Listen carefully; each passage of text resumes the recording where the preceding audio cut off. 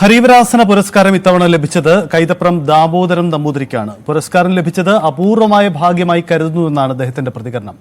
താനെന്നും അയ്യപ്പന്റെ ഉപാസകനാണെന്നും അദ്ദേഹം ന്യൂസ് 18നോട് പറഞ്ഞു. ഹരിവരാസനം പുരസ്കാര ജേതാവ് ശ്രീ കൈതപ്രം ദാമോദരൻ നമ്പൂതിരിയാണ് നമ്മോടൊപ്പം ഉള്ളത്.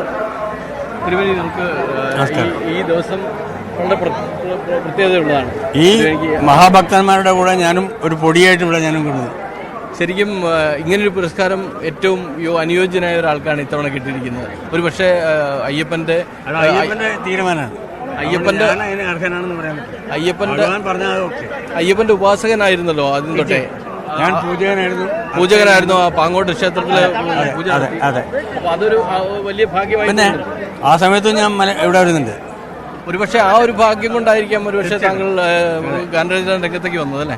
തീർച്ചയായിട്ടും ഞാൻ അവിടെ നിന്നാണ് വരുന്നത്. എത്രത്തോളം പിന്നെ മഹാഭാഗ്യമായിട്ട് എനിക്ക് തോന്നുന്നു. തീർച്ചയായിട്ടും വലിയൊരു കാര്യമാണ്. താങ്കളുടെ ഈ സന്ദർഭത്തിൽ ഓർക്കുന്ന ഒരു ഗാനം ഏതാണ്? മണ്ഡലമാസ പുലരി, അതേപോലെ എൻ്റെ പാട്ട് നീളെ നീളെ വനത്തിൽ നടത്തും ഞാൻ, 1000 രാഗം, ഒരുപാട് പാട്ടുകളുണ്ട് പറയാം. ഏതെങ്കിലും ഒരു ഗാനം പ്രേക്ഷകർക്കായിട്ട് ഇവിടുന്ന് പാടാൻ പറ്റില്ല. ഞാൻ വേദിയിൽ പാടാൻ നോക്കാം കേട്ടാ.